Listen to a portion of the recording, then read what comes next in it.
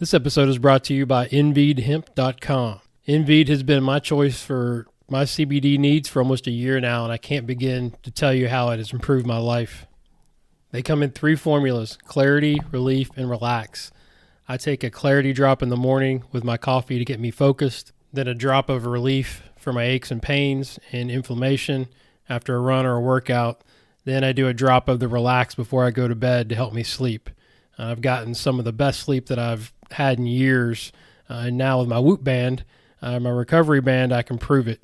And now they've come out with a new mixture called Immunity, which we all need to stave off COVID-19. The Immunity Boost is a mixture of turmeric, grapefruit extract, elderberry, licorice root, and vitamin C, which we all could use a little bit more, I'm sure. I just got my first shipment in and took my first drop this morning.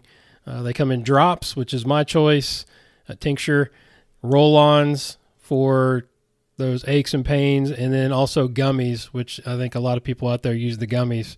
So you can get it however you choose. So go place your order today. Go to InVeedHemp.com and use the code GURU20 for a 20% discount for life. CBD is a great supplement to keep you healthy and safe during these crazy times. This episode of the Golf Guru Show is sponsored by Straight Down Golf Apparel. I am very excited to announce that I have become a brand ambassador for Straight Down.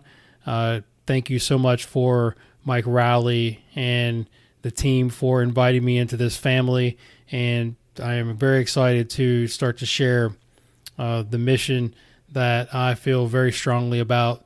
As Mike Rowley founded this Straight Down company in 1989, which started as a small t-shirt company, but shortly grew into a full-range golf and lifestyle apparel brand that is now worn by some of the top athletes in the industry, and now by the Guru, which I'm super, super excited about. His love of golf translates into the products, and this stuff is awesome. I can't wait to share some of the stuff on Instagram and the videos I'm doing for Swing U and with all of you. So if you want to know more about this brand, go to straightdown.com and check it out. It's not what you know, it's what you can prove. You know how to cut to the core of me, Baxter. You're so wise. You're like a miniature Buddha covered in hair. I want to become a guru so girls will like me. Then I will like myself. Now, before we do this, let's go over the ground rules. Rule number 1, no touching of the hair or face. Of course. And that's it! Now let's do this! Are you not entertained? Are you not entertained? Is this not why you are here? What's up, everybody, and welcome to another episode of the Golf Guru Show. I'm Jason Sutton, and I'm the Guru, where it's my mission to interview the top golf instruction minds in the business, or high performers at all fields of study, break them down, get them to share all their stories, best practices, and information that have made them successful, and then ultimately share it with you so we can grow together as coaches and as human beings. Thank you again for all your support of the podcast. I hope you're enjoying the content, and make sure you download this episode and hit that purple subscribe button so you don't miss any future shows that will be coming your way. My guest on this episode is none other than Luke Kerr-Dineen. Luke is the managing instructional editor for Golf Magazine and is responsible for all the golf and instructional content across the social media and digital platforms for golf.com. A little bit about Luke. Luke grew up in England and moved to the U.S. as a kid, where he attended the IJGT Golf Academy as a junior golfer, and led him to play golf in college in the same area at the University of South Carolina at Beaufort, and is still a very good player to this day. He has a master's degree in journalism and media from Columbia University, and prior to becoming the editor at Golf Magazine, he worked at USA Today and also spent some time at Golf Digest. So he has been around golf for a long time. I first met Luke at the last Top 100 Summit and thought it would be a lot of fun to have him on the show and get his insights and perspective on golf instruction and just the world of golf in general. This convo led us in many different interesting directions, from Bryson DeChambeau, which he spent a decent amount of time with, and his good friends, to the state of golf instruction, and then how us top 100 coaches can do our best to help the masses with articles and the latest teaching information. And then also talked about golf instruction and what I do on a daily basis, which was a really fun thing to kind of share that. This was such a fun interview with such a great guy with a wealth of knowledge about so many topics. So I can't thank Luke enough for taking the time. So without further ado, I give you the brilliant and talented Mr. Luke Kerr Dineen. Enjoy. All right, Luke, welcome to the show, man. Thank you so much for taking the time. It's a pleasure to have you on. I'm very excited about this conversation. No problem. Thanks for having me, Jason. It's always a pleasure to be with one of our top 100 teachers, so I appreciate the invite. Absolutely. So, I want to for sure get into your backstory for those listeners out there that don't know kind of how you come up through the ranks. And we were talking before we started recording about being sort of on the other side, the journalistic side, and sort of being on the golfer side, even though you're a really good player. Definitely want to dig into some of that. But I wanted to start with sort of what's been going on with you during COVID, because apparently, you're going opposite of Bryson. Looks like you've lost a bunch of weight. You look super fit, in great shape. Like everybody else is putting on the COVID-15. So what gives, man? What have you been doing? I know, the COVID-15. So it was about this time last year. I was over in Northern Ireland for the Open. And I was just like, a few too many Guinnesses over the course of the week, a few too many pies. It was a great time. But by week's end, I was like, oh, this feels like, I'm 30, I'm 31 now. I was 30 at the time. I felt like it was taking a bit of a toll. I think I need to trim up. So I was a little inspired by Bryson going the opposite way. But, I feel like we've seen, and we'll talk about this, I'm sure, but I feel like we've seen a bunch of guys now on tour sort of transform their physique in one way or the other. Bryson's bulking up. Rory used to be a little pudgy, right? And he's sort of trimmed super right fit. up.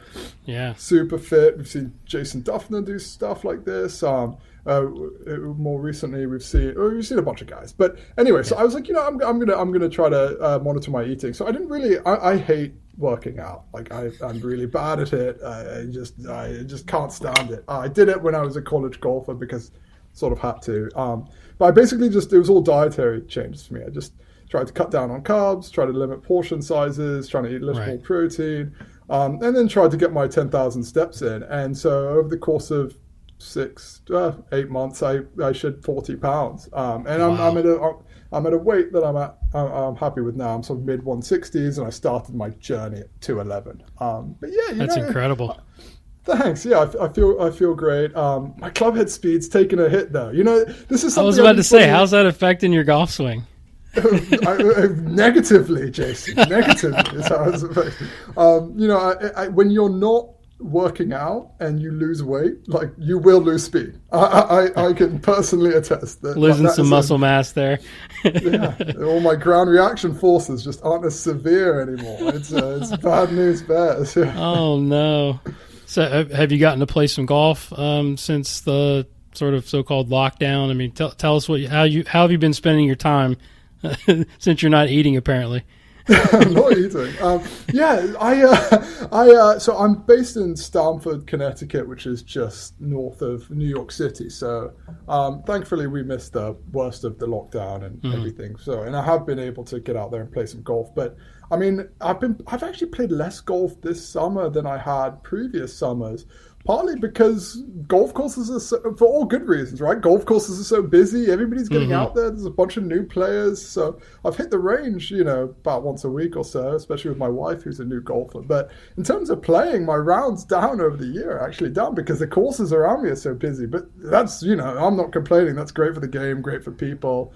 So it's been good. But I think I'm going to try to sneak out there tomorrow, though, out at a nearby golf course. So looking forward to it. Our friend, I reached out to our mutual friend JT, the real JT, and he said you're the only person in history that's ever lost weight after they got married. I know, it's true. That's pretty awesome. Life definitely came at me pretty fast. Last year, I turned 30, got married, and moved to Connecticut in the space of like a month. So I was like, oh, this feels like I'm on a train into middle age. That's awesome. Congratulations. That's fantastic. Thank you. Yeah. So take us back a little bit through your journey to where you are now, because I know you when you moved to the States, you were at the golf academy, right, when you were a junior player, and then played in college. So take us through that experience, and then give us a little lineage of your career and how you got to golf.com. Absolutely. So, yes, I grew up in England originally, right in the city of London. And then it was actually, I wasn't really much of a golfer until I was about 11-ish, and I saw that Sergio Garcia, eyes closed, shot off the tree, and I thought, whoa, what is this? This seems cool. And then a month later, even though I was on the wrong side of it, the 99 Ryder Cup was just such an amazing event to watch, especially that final round comeback. It was the culmination of those two things that just kind of got me hooked on golf before I even started playing. So I just, I started going to the local driving range, doing all these local clubs. My mum's American, my dad's English, my mum's American, so I've kind of got both passports. So in high school, I ended up, I got really into golf, practiced all the time.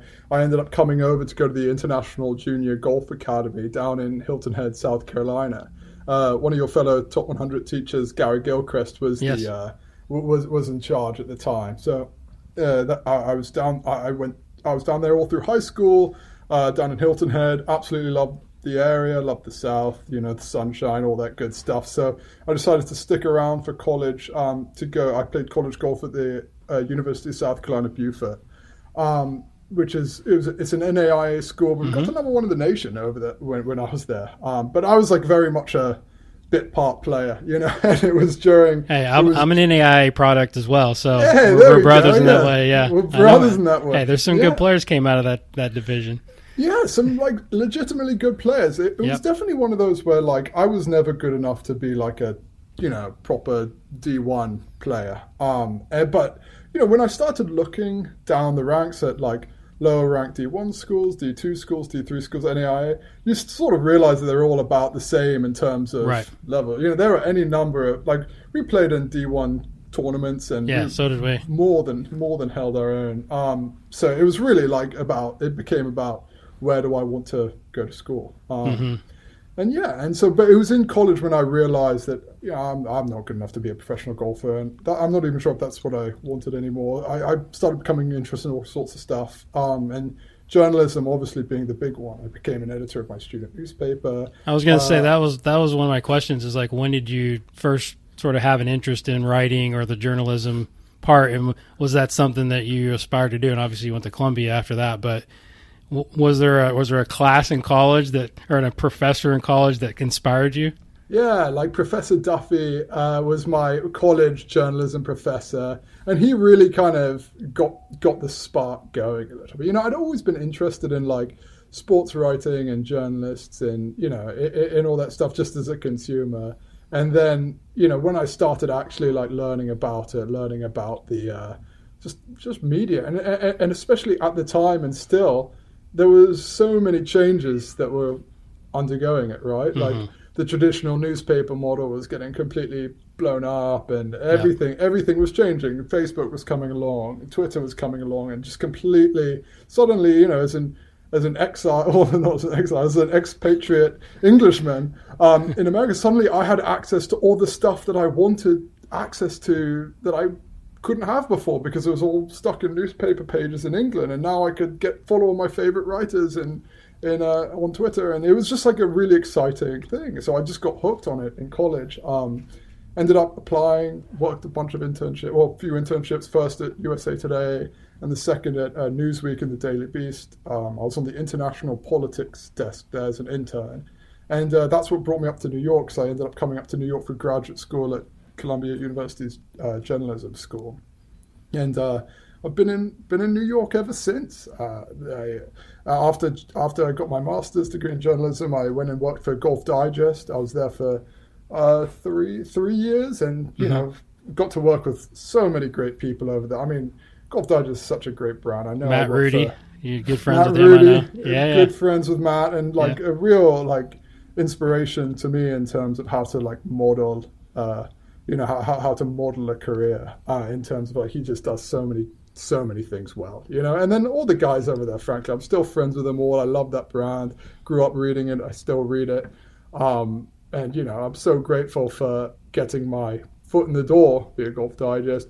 After a few years, I had the opportunity to hop over to USA Today, where I'd interned before, and that was really good experience for me too, because I was able to cover suddenly a lot more than just golf, right? Like I could cover. I went to Super Bowls. I had a chance to go to the Olympics. I was covering like Patriots games, and of course tons of golf along the way too.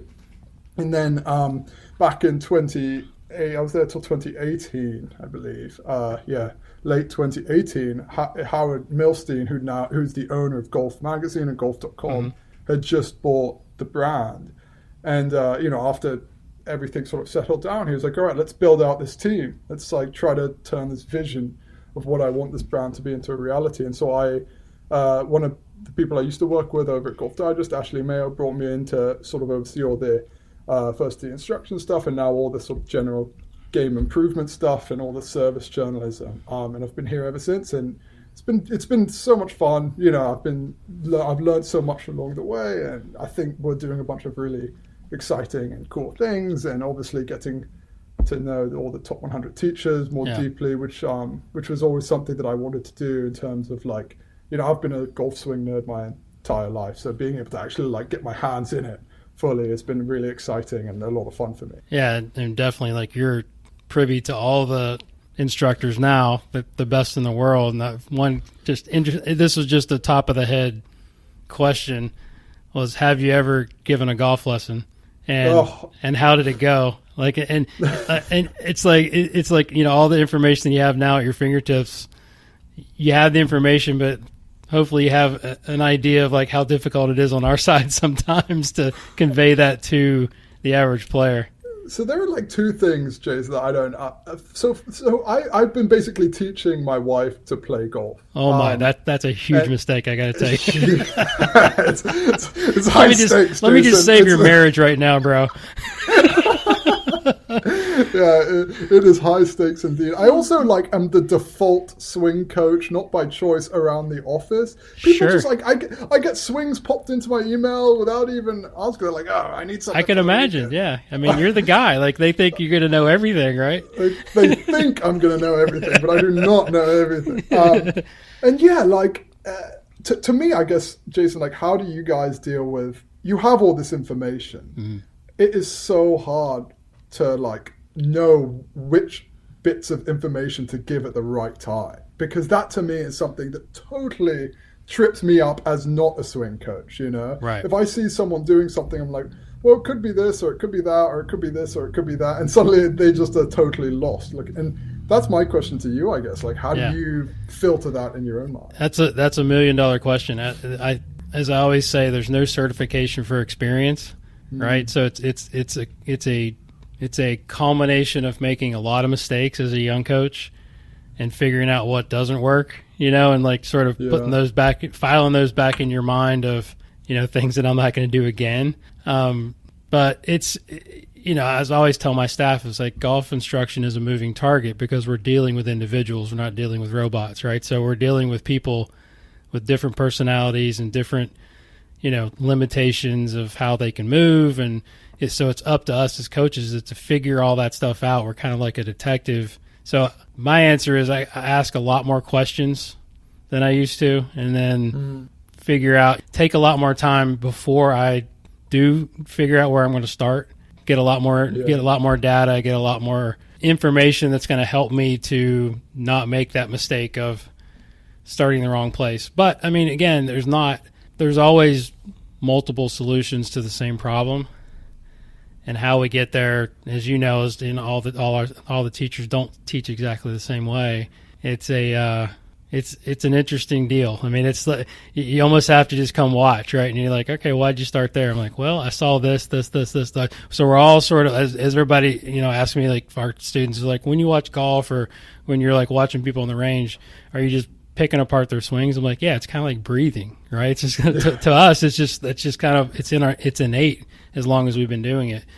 So it's just a matter, oh yeah, I would start here. So it's almost like putting the puzzle together, but also seeing about 3 steps ahead of like what, it's cause and effect, right? When I change this is going to do this. If I change this is going to do this. And then sometimes you're wrong, and then the good ones are able to pivot really quickly and not lose the patient.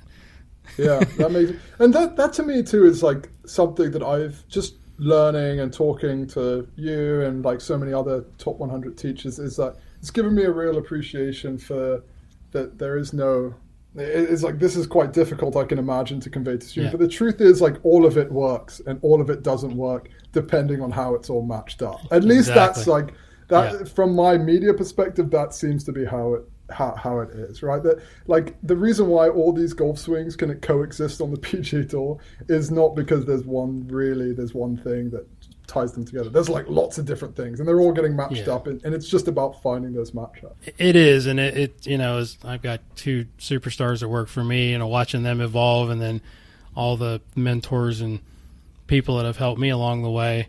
And now with digital, the internet, with the information that's coming to us and it's at our fingertips, it's all accessible. As I always say when I'm doing workshops or I'm doing presentations, like there's no excuse to be stupid out there now, right? Like if you're not learning all the information, like if you don't understand forces and torques and you don't understand ball flight, you understand all the stuff that's out there, then you're just not paying attention. But the genius is in what I call the stuff in the cracks, right? It's learning people's personalities, how to deal with different folks that, are going to learn differently. And that's what I call the EQ part of what we do. It's like the IQ versus the EQ. It's the emotional intelligence is, I think, the stuff that makes coaches great, because everybody's got most of the information. Yeah, and that's something too that it's just a gear that, for instance, like I know a decent amount about the golf swing just because I've been around it and played it.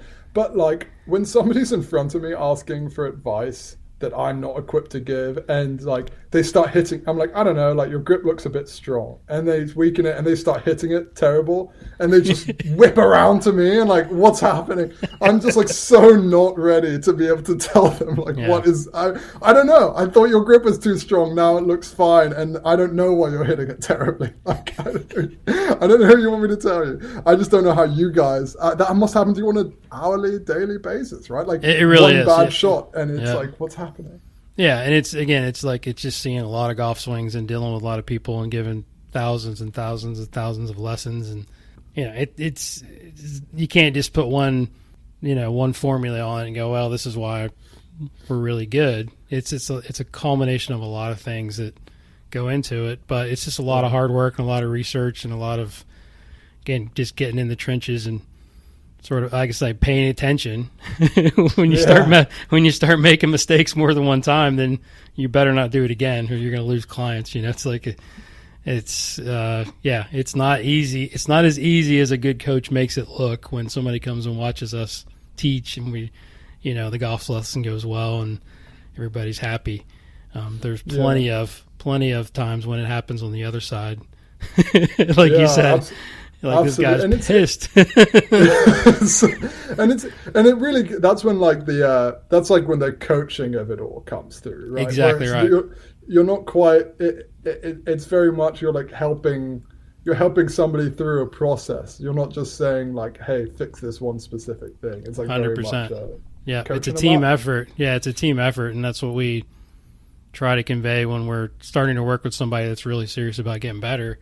It's like, this is a two-way street. I'm gonna give you what I think you need, and I'm gonna also withhold things that I don't think you need. Right? So overcoaching or giving them too much information. Information is great, but given at the wrong time or at too much at the wrong time is definitely a detriment to players getting better or improving.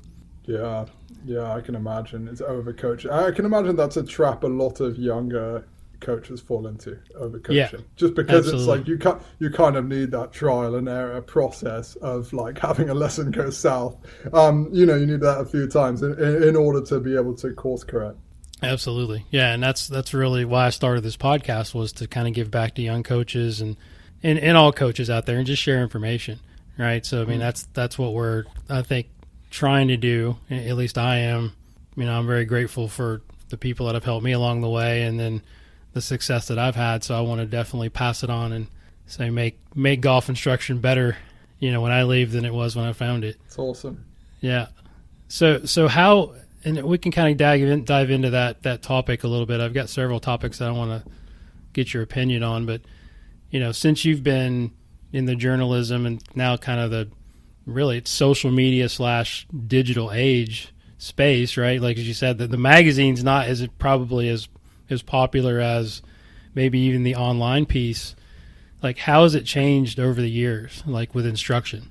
Yeah, so so I obviously can't speak to before I was in the industry, but growing up reading Golf Magazine and Golf Digest, growing up, like it seemed like everything tended to like gravitate around methods and around individuals with those methods, it seems. And that was a product. I feel like coaches are naturally a product of the technology at their own disposal, right? So when they have video cameras as their primary form of, as their primary tool, you start reacting to that format, right? And so it starts being reduced down to like positions and pictures and still images and all this stuff. And it was like the method, it was like these models and these methods that arose were the ones that tended to make the most kind of logical sense on the face of it, the ones that looked the best visually. It was like pretty straight up and down, and so I feel like that's, at least that was the system in which I was brought up in, right? As a golf academy range rat, right? Like it was very much like looking at Nick Faldo's swing and trying to match Nick Faldo's positions. And I played good golf that way, but it seems like the same thing that's happening to media is what's happening in golf instruction, which is like, as these new technologies have come out, it's like completely disrupted and changed the way in which we like interact with things. So the same way now that people are looking at force plates and they're looking at foresight quad data and TrackMan data and all this stuff, right? Like, and that's influencing the way that you teach the golf swing, and it's moving away from less about positions and more about matchups and movements and all this good stuff. The same things, generally speaking, happening in media, right? Like, instead of it being just like, these are our 100 pages of golf editorial that we are putting on paper once a month and sending out there, and that's kind of it. It's less about that. You have to be more dynamic now. You have to use these technologies to your advantage. You have more audience data coming in too, so you've got to see like what do people enjoy reading about, how are they reading it, how are they consuming it, like all these things. It's like it allows you to be it just adds a different layer to the way that you're interacting with your audience, right? And not to get too media heavy, but like it's the same thing that's happening, I think, with you guys and your students, is that you now have the technology that allows you to see the person on the other end in a new way. You see all these, like, you see how they're moving in ways that you didn't really know before. You're seeing what they're doing and you're using that to your advantage. It's like that proliferation of technology is really what's like driving all this change across the board. And frankly, like, just as a long-time golf student, that's what's been really cool to see too, to see that shift away from like 2D almost into like this multifaceted approach where it's all about nuance and all this other stuff. Yeah, I think that's fair. It's almost, if I can explain it this way, it's like almost like when I was younger, all we had was video. Like you're saying, all we were looking at was, you're sort of a position teacher, or you're looking at positions. Before that, when they didn't have video, like in the old school days, the swings all looked a little bit more different, right? Yeah. So when in the age of video, it started, the swings on tour, and even some of the experts would say they started looking a little bit cookie cutter, right? And then now, as we're sort of transitioning more into 3D, we understand how people are moving, the different matchups, as you say. That's kind of a buzzword now in teaching, whether you like it or not. I guess it sort of makes sense. we're looking at what, how we're using the ground. So now you're seeing more different looking golf swings, right? And I mean, yeah. So if you look at, just in the U.S. Open, and I wanted to it's a good segue into probably the biggest story right now in golf is what Bryson's doing. And then guys like Wolfie that are doing it a different way, right? Which I think is fantastic. I mean, I always loved Jim Furyk's golf swing because it was different, right? I mean, I'm always looking at why does that work, right? I mean, why does the perfect ones are easy to kind of tell, but it's like the funky ones, why does that work? And I know you're fairly close with Bryson, I hear, or you guys, you know him maybe a little bit better than most people. So what's your take on his transformation, and maybe give us some insight and thoughts on kind of what he did and how he did it, and then I have my thoughts as well. Yeah, absolutely. I've always been super lucky to have gotten to know Bryson quite well over the years. I covered his first pro event down at the Heritage back in, 2016? I was at USA Today at the time. And I was just fascinated by the guy. How could you not be? I know some he's different, and every time somebody comes along who's different, some people get rubbed the wrong way. But I just thought he was awesome. Like, here's a guy who thinks about things differently, and more importantly, is like completely, is completely unapologetic about doing what he thinks right. He's not rude about it. He just, if he thinks that this is a direct route to getting better at golf, he will just do it. And he doesn't necessarily care what you think. He certainly doesn't care how it looks. And then other people will sort of sit around and say, oh, well, why is he doing this? He's so weird. Like, he doesn't care if you think he's weird. He actually doesn't even understand why you think it's weird, because he's just doing the logical thing in his mind. Yeah. And he's doing it like he's a genuinely nice guy. He's a fierce competitor, and sometimes he will even admit that boils over. But I think he's great for golf, and I think that the fact that he just looks at a problem, comes up with a solution, and does it is like a very underrated skill for everybody 100%. In all sorts of facets. Like so many. I mean, how many times, like Jason, when people are probably concerned about like how something looks, or what would people think if I do this? Like, none of that stuff goes off in Bryson's mind. So that's something that I've just always respected a lot about him over the years, and I've been lucky to now we've got a partnership with him and Golf Magazine. He's going to be bringing sort of monthly instruction articles and videos and all sorts of other good stuff to our platforms, which I'm really excited about. I just love to see what he's doing in golf. I think he's doing the right stuff. I think you're already starting to see other pros too are clearly taking note, and they're saying this is something that we need to do too.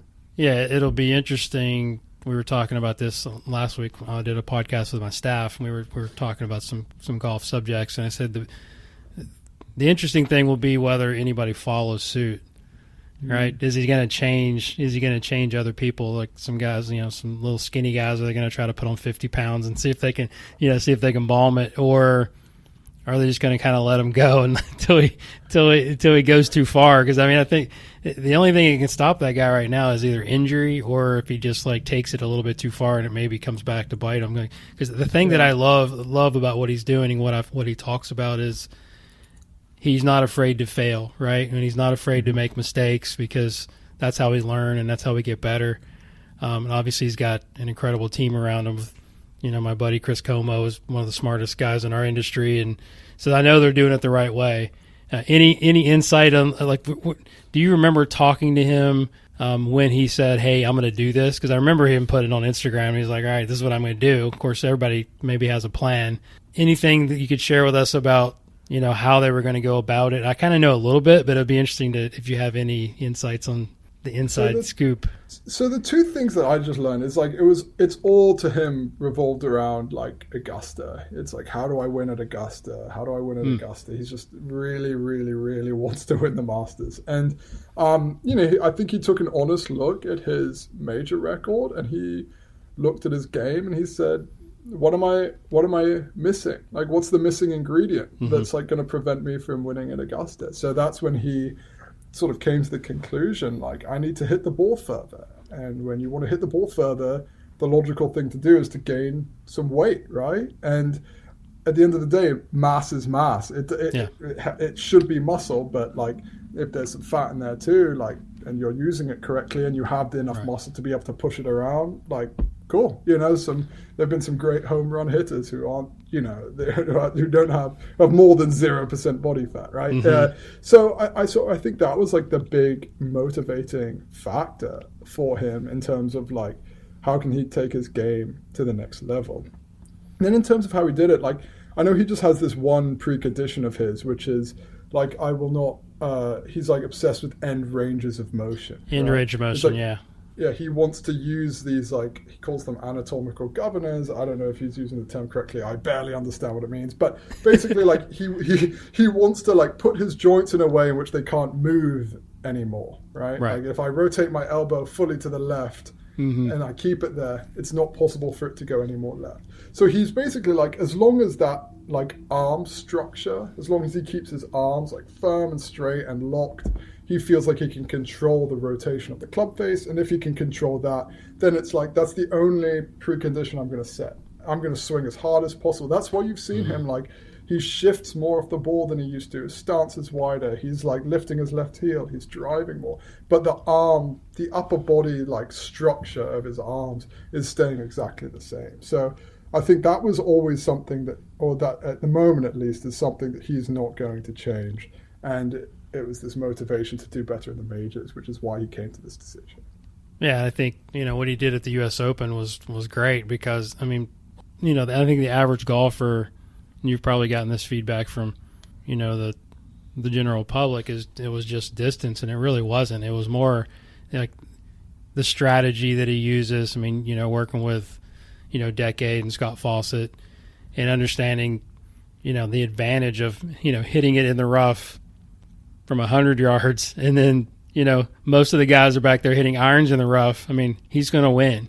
It's like, and he's strong enough to get it out of the rough and then playing the angles, and then you can't overlook the improvement in putting, which, that's another subject. How long arm lock's going to be allowed, right, after the belly putter? That's the next thing I think they're probably going to look at is his arm lock. Hopefully they don't, because I think it's an advantage. But that's another interesting topic of how he's kind of, because I saw him. It was interesting. I saw him at the Wells Fargo because it's here in Charlotte. I think this was probably whenever we first got on tour, and I was at the putting green. I was taking some video, watching him putt conventionally, like he looked normal.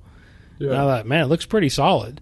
Next thing you know, he's going side saddle. Next thing you know, he's like doing all this crazy stuff. It's like he just wasn't satisfied, which I guess could go through that failure bucket until he figured out, I guess, the arm lock's pretty solid for him. But I mean, there's a lot more to it than him just bombing it. Because I think Rory actually led the field in strokes gained driving that week, which people don't realize. Yeah, he hit it further and straighter. To me, like, the Bryson's putting is the most, like, underrated, like, story about Bryson DeChambeau, in my opinion. Like, the fact that when he came out on tour, he wasn't the best putter in college. He was a streaky putter in college. He will admit that himself.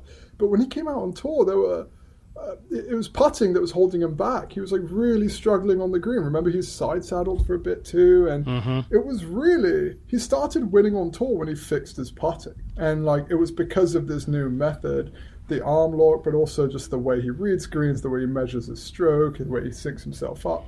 All of that stuff, he's turned into one of the most consistently good putters on the PGA Tour. It was that breakthrough on the greens that then allowed him to take a look at the rest of his game and said, okay, how can I capitalize on this?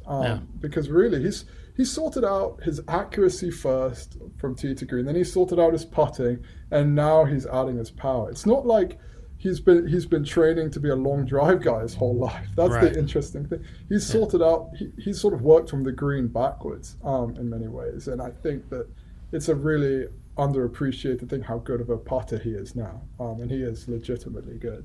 Yeah, no doubt. I mean, I think he's moved up like 120 spots in the tour rankings, which is amazing. If he figures out his wedges, but they keep getting a little bit better, he's going to be pretty tough to beat when it comes to Augusta time. Yeah, I agree, and that's one thing I had spoken to him. I walked a practice round with him where was it? Oh, TPC Boston. And he was saying, like, you know, when you've packed on like this much speed all of a sudden, of course it's going to be tricky to learn the difference between like a 74-yard wedge and a 72-yard wedge, right? Like, there's just those margins are so thin, and your speed is just going up and up and up. There is going to be that adjustment period with his wedges, and you know he's tried, you know, all different kinds of wedges, different stuff, but really it's just he's sort of slowly getting better on that front. But that is, I think that he told me, he was like, you know, every time you solve a problem, a new problem arises, and then you solve that one and a new problem arises. And that's like, you know, that's what he was talking about specifically, was his wedges, that he had packed on all this weight and his speed off the tee, and it was great, like all good. But then suddenly when you have to dial it back to the difference between an 80% sand wedge and a 72% sand wedge, that's a big difference, and it's like hard to tell when your speed is just going up and up. So that's definitely, I think, something that he is like, that's going to be the next key for him. It's like really dialing in his wedges. Yeah, I think if he can figure out the putter at Augusta, then he, like I said, he's going to contend. There's just no way you're going to be able to keep him out of the top 10, in my opinion. Yeah, there's no way.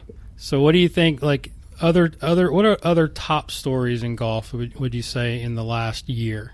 Right, obviously Bryson's been a big one. You know, you got, you know, Tiger kind of making a little comeback, winning at the Masters. There's been talk of, I'm just throwing out topics here, and you can give me your feedback. You know, the talk of, you know, rolling the ball back, technologies helping the good players too much. How do we make golf courses more difficult?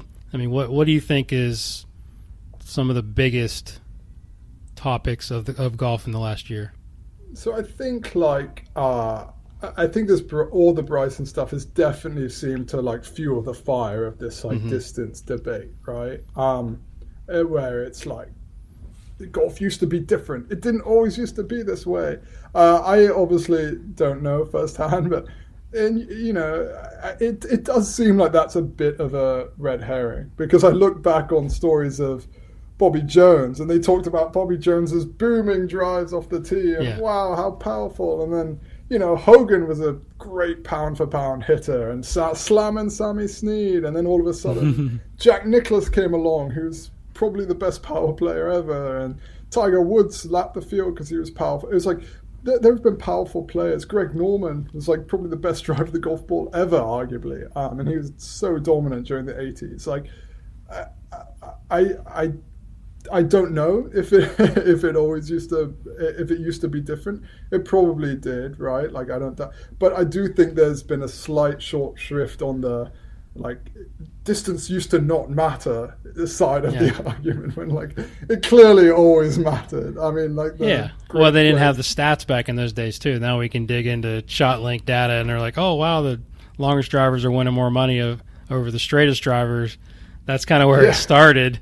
You know, from our teachers, we're always trying to like use data to our advantage, and I think it's always been that way. Like, there's always going to be somebody that's longer than everybody else. You know what I mean? But but you know, obviously technology's gotten better. There's a lot of factors in there. But and like, honestly, I come from this, and maybe this is too simplistic a view, but like, just being around top 100 teachers all day, and like some of the best coaches, like, you guys are like squeezing out an extra mile an hour or two every lesson, every time, just because you're doing things a little smarter, because you have technology now that you didn't have before. Like, I've seen it myself, I've seen it with my own two eyes, with my own golf swing, that like you go into a lesson and you can make these little tweaks, and all of a sudden, like, hey, there's your extra yard, go play. That happening a lot. It didn't quite used to be that optimized, you know. There weren't guys who were like literally looking at like intense levels of data and like squeezing out little added club head speed. So I think there's basically, in short, like a bunch of stuff going on around this, and it's not quite as easy as saying like, oh, if we just did one thing, then everything else would be fixed, because, you know, you guys would still be coaching at a higher level than coaches back in the day. Yeah, I mean, the best are always going to rise to the top. I think in any field, they're just going to figure out a way. I mean, there's no doubt. You know, it's nice nowadays that we can have things that we can measure.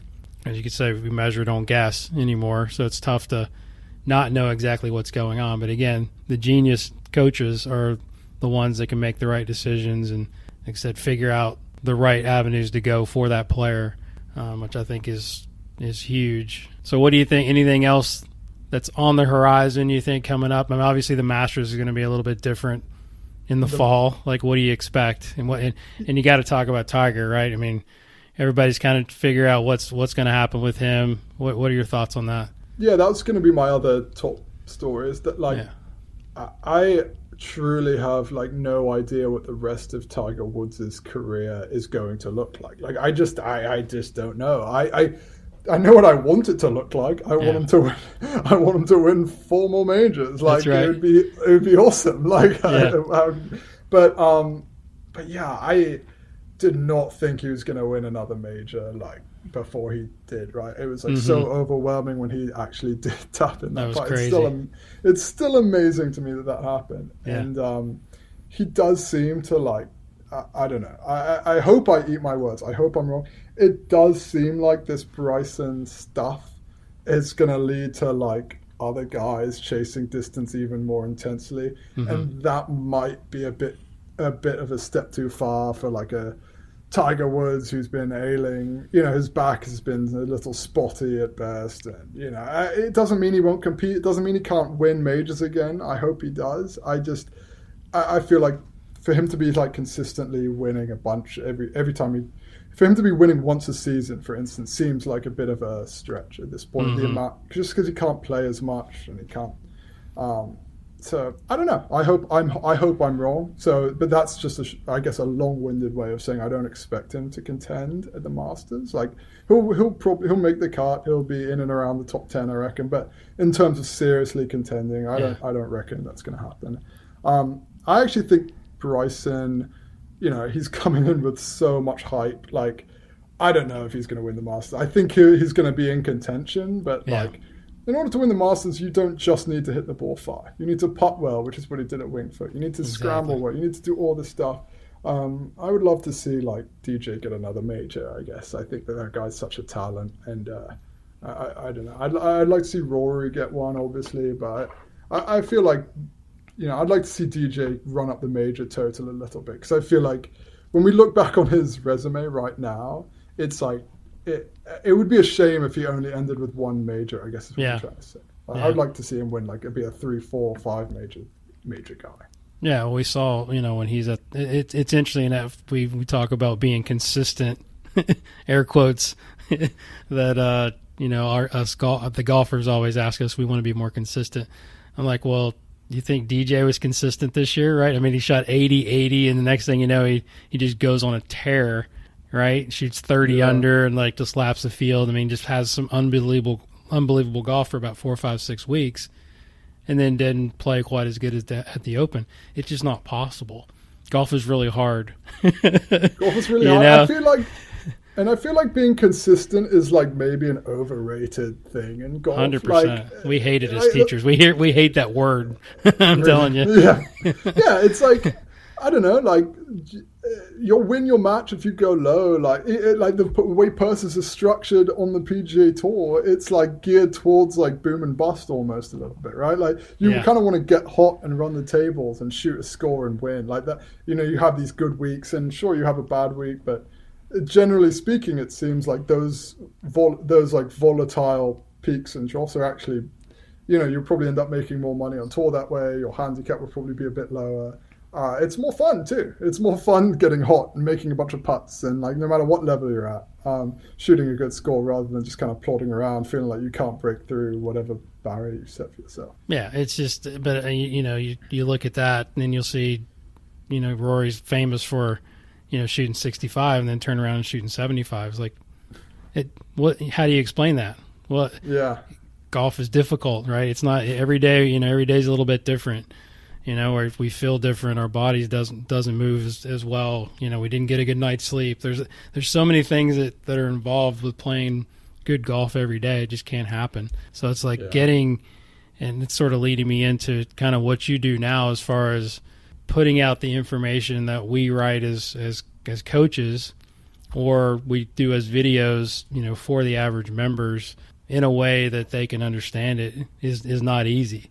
Right. And then you're having to like sift through all the stuff. And because I know from writing for the magazine, it's like, and this is a question actually that one of my staff members asked. He's like, ask them about, the difficulty in sort of walking the line of giving the average golfer good factual, textual, technique, information, and then dumbing it down a little bit to where they can actually understand it, right? Because I know how we go back and forth with you or the editing staff of like what we're going to actually put out. Like, how difficult is that for you? And like, what are some of the things that you look for when you're trying to put out an article? Yeah. So I should be asking this to you, how difficult it is for you to have to go through. I'm sort of hinting that it's not easy. The pain of your existence.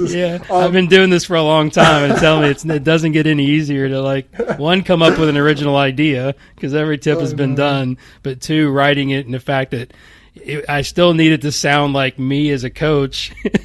I don't want to put out the fluff, you know what I'm saying?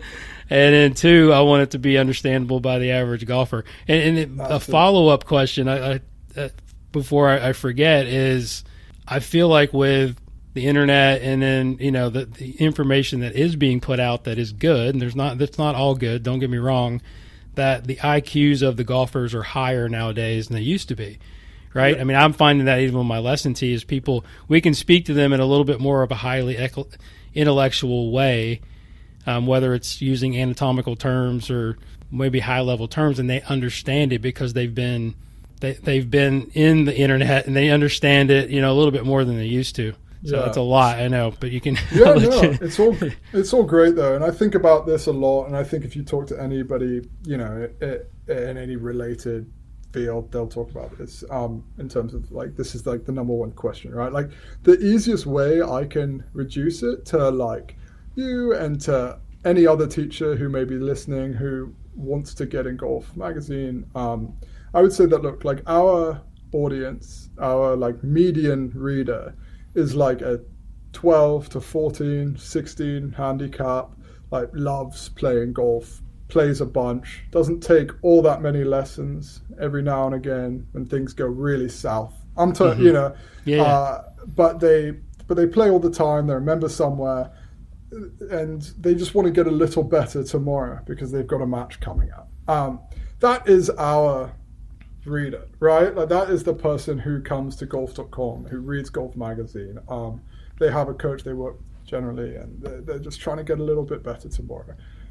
That, like, the biggest issue that I encounter is like that person not knowing which tip is for them, right? If that makes sense. So, like, for instance, if a guy's hitting a hook, and then we have a tip in Golf Magazine that is talking about shallowing the golf club, right? Shallowing the golf club is really good advice for somebody who needs to shallow the golf club correctly, for instance. Like, but I don't want the guy who's hitting push hooks to read about shallowing the golf club and do it, right? Like, that's right. Or closing the club face, right? Or just exactly. Like, I don't want a guy whose grip is too strong to read about an anti-slice grip and strengthen his grip. Like, that to me is like, priority one for me is making sure that guy understands, like, or has the tools to be able to sort through the information, to understand, to self-diagnose, really. Yes. To be able to understand his own symptoms and say, like, okay, I'm hitting a slice, not a push. Like, that's I don't need to read this article because this isn't for me. Yeah, and that's fine. Like, look, it's a website or it's a magazine. Like, not everything is going to be for you, and that's okay. It's about like being. I just don't want us to like accidentally hurt your game, and that's so that to me is like priority one in terms of making that clear. Like, every good article of ours is like clear that if this is your fault, this is your fix. There you go. Yeah, that structure is very important to me. And then I think that, like, ultimately, I'm really not swayed by the whole, like, oh, if you want to gain distance, or if you want a better example is like, oh, if you want to improve your accuracy from tee to green, really what you need is like this big long lesson program, and you need to hit the gym, and come on. Like, I just told you who our median reader was. It's a 12 to 14 to 16 handicap who wants to play better tomorrow. Like, help that guy play better tomorrow. Give him a swing thought. Give him something. It doesn't mean it's a Band-Aid. It doesn't mean it's a bad fix. It doesn't mean any of this. It just means that we're trying to help that person move towards a way of enjoying golf a little more than they currently are. That's what we're trying to do, right? But so those to me are like, if something is relatable, it's applicable, it's something that somebody can go out and do and try and see if it works for them. That's like those are big boxes to check for me. And then ultimately, does it give the person on the other end the tools to be able to self-diagnose, to be able to understand, is this for me? Those are really the big things that I look for in every piece. Does that make sense? Does that answer your question? It does, yeah. And I think again, we hope that, you say that the demo, and that was one of my questions, was like, what is our demo out there, And it's interesting that you say that our demo is not the player that takes a lot of lessons. I find that a lot of my, because we do unlimited lessons. We have like long-term packages at my club, which is really our preference, and I think every coach would probably say that would be your preference. But to your point, and I've heard you on other podcasts talk about the Band-Aid lessons, you better be able to give a Band-Aid lesson, or per se, if you're gonna make any money, right? Or you're gonna help the average golfer play better, because it's not always about the long-term lesson.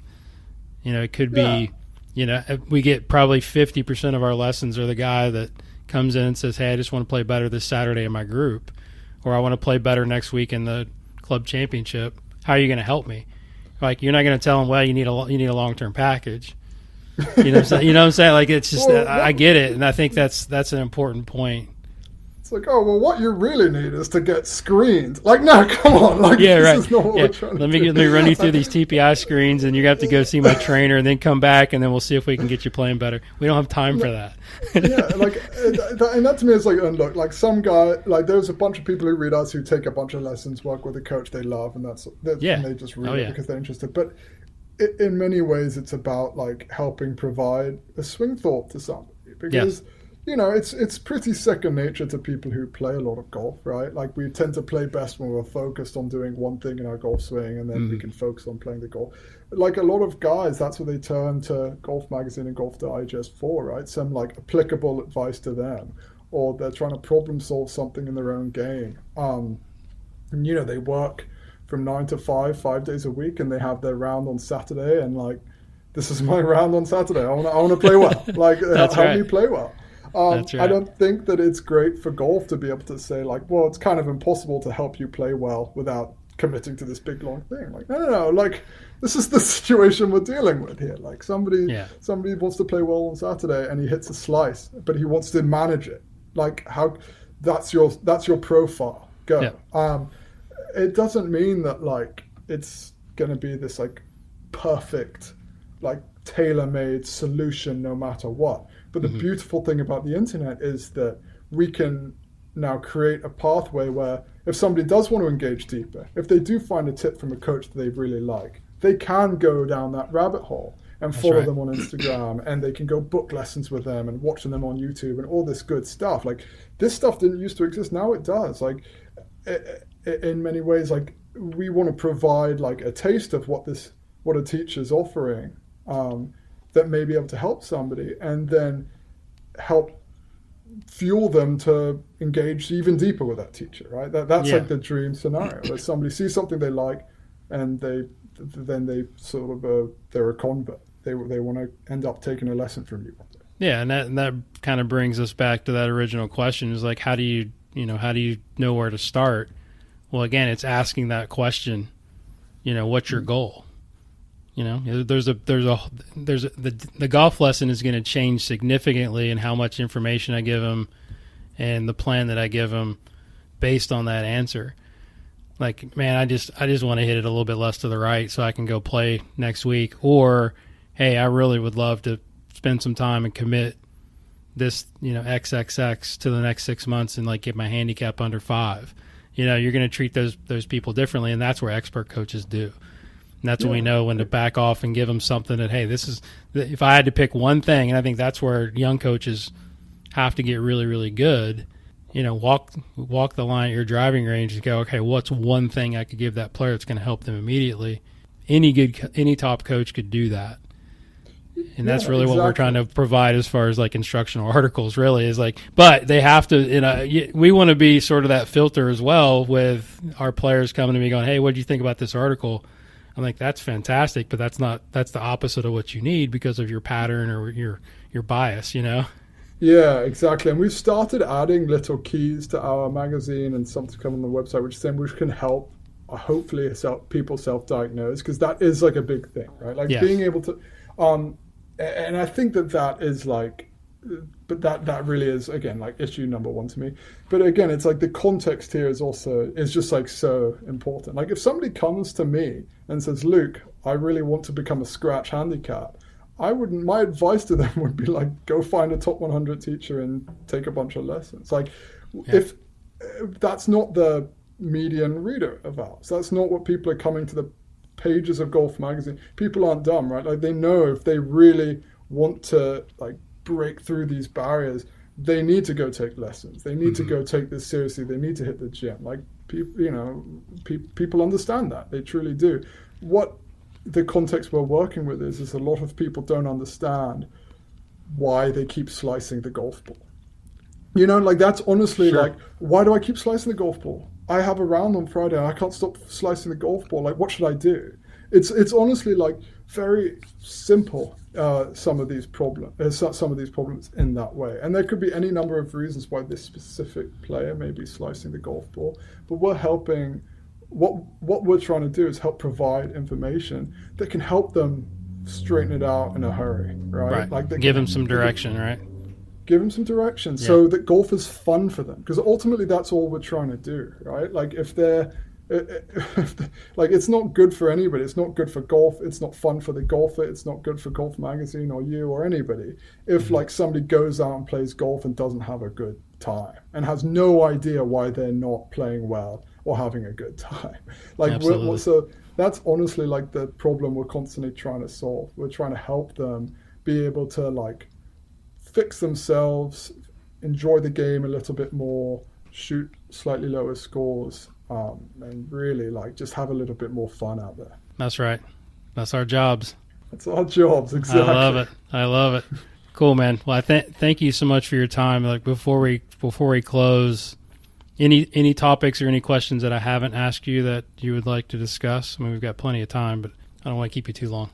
No, you're good. Yeah. I guess my question would be like, what is like when you have a conveyor belt of people coming through the range, like, showing, what is like the thing that you keep seeing crop up in, like, what's one of the most common things you just keep seeing crop up on your range? Like, is it whether it be a swing floor or something else? Wow. I mean, I could list a bunch. If I had to list one, I mean, it kind of seems like an age-old thing, but you tend to, it's interesting that I think that we used to see a lot of weak grips in open club faces. I'm starting to see, and I think this is the internet, right? I think this is, better instruction of, and people sort of learning at least a general idea of how to stop slicing. I'm seeing almost grips that are getting too strong and club faces that are actually getting too shut. Yeah. But I think, go ahead. I'm sorry. Oh, no, yeah, I was just about to say that's really interesting to say that, because, like, even the guys I work with who, they're just kind of, again, they're self-taught, like, good golfers, they play a lot. But, like, there's a lot more grips that are maybe too strong, quote-unquote, than, like, too weak. You see that right hand, really, especially the trail hand getting underneath. That's what I'm seeing a lot more of. It's not, obviously not everybody, but I think people that, they're starting out slicing and then they're figuring out, oh, wow, whether it's their buddies trying to teach them to do something different or you got to close the club face, they've almost gone to the other side. I think, again, this kind of goes back to, just having better measuring devices. I use Body Track. I don't have a swing catalyst, but I mean, I know, I use a lot of stuff that can measure, what players are doing with the ground. Is I see a lot of setups that are really trail foot heavy with not much we call it flow, but if you watch good players, you're always going to see their feet kind of moving back and forth, right? And they tend to start on that lead foot and then kind of push into their trail foot. We spend a lot of time, we see a lot of players that are sort of stagnant, starting from really static positions that are on their trail side and then staying in their toes a lot because they've been told to like get on the balls of their feet or whatever information that they've been given. So we spend a lot of time getting people to sort of use the ground even before they start the club back a lot. Yeah, and that's sort of becoming, with all the great information with like Dr. Kwan and guys that are actually using a lot of ground reaction force measuring devices or seeing that pattern. Even for new players, I think it's valuable information. Almost getting the sort of dance and, not be so stagnant, but moving around a little bit more to sort of get some flow into their golf swing. Yeah, I think that's definitely like one of those things that's been really championed over the past few years in golf instruction, at least from my seat in the house, right? Is that like there's so much less emphasis on like being static. It's more about like movement and about flowing in and really using your, like everybody has some instinctual athletic ability, and like being able to help unleash that has been something that seems like it's been a really positive trend for golf. 100%. Yeah, I mean there's a lot. I mean there's a long list of things that we see every day, but yeah, you kind of see that, you see sort of the old school myths that are still prevalent, whether it's keeping your trail leg flexed, not turning your hips in the backswing, where in players, nowadays they're sitting at their desks all day and they're not as flexible. We're talking about our club players here. And so not getting enough pelvis rotation and not enough depth in the backswing, that's probably a really big thing that I spend a lot of time with my players, is giving them permission to actually move their pelvis, showing them how the right leg should actually start to extend a little bit, getting their hands deep enough.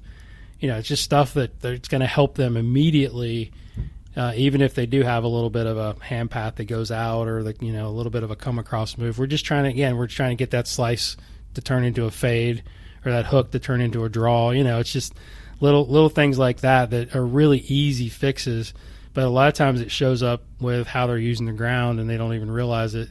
So it's, again, we're trying to find the least evasive method or avenue that's going to help them right away, unless they're like a long-term student and we start building, right, which is it's a fun project, but again, it's probably 25% of my clientele. Yeah, absolutely. It makes total sense. It's like, what's something simple that we can help give them tomorrow to help them play better golf? Yeah, and it's giving them accurate information that now we know based on facts, used for measuring devices and guys that actually know what's going on. That's, I think, important.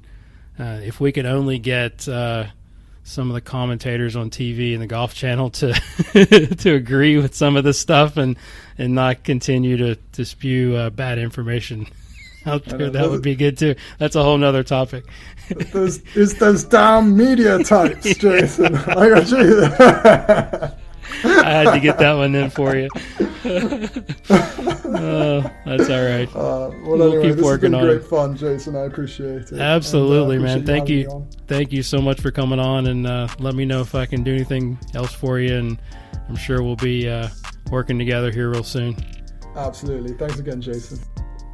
What's up, everyone? Guru back here again with a couple of things before you go. First, big thank you to Luke for coming on the show and sharing his story and his incredible knowledge and insights on the game of golf. That was a lot of fun, and I hope you enjoyed it. Make sure you follow Luke on the gram at LKerdeneen, and then on Twitter at LKD. And give him a social wave. Tell him thank you and let him know that you enjoyed the content. Thank you again to my sponsors, Straight Down Apparel. Thank you for making me look good. Loving the stuff. Can't wait to get the fall stuff. You do not want to miss the quarter zips. InVeedHemp.com and Swing U. Thank you to those guys. Inveed Hemp, make sure when you order your CBD that you use the promo code GURU20 for that 20% discount for life. and go to Swing U and go to the App Store and pick up my Golf Guru app. You will not be disappointed. Also, check out my new website at golfgurutv.net, where you can find additional videos, articles, and information on my teaching and coaching. And also leave your email at the bottom to sign up for my weekly newsletter, the Golf Guru newsletter. golfgurushow@gmail.com is the way to get a hold of me if you have a question about the show, or just do what everybody else does and send me a DM. I promise I will try to get back to you as soon as possible. It's been very busy lately, but I'm trying to get to everybody. Music is by Kevin MacLeod and Zach Mullett. And as I leave you with the infamous Jim Rohn, RIP, my man, study, practice, teach, and then pass it on. Thanks for listening. I'll talk to you next time.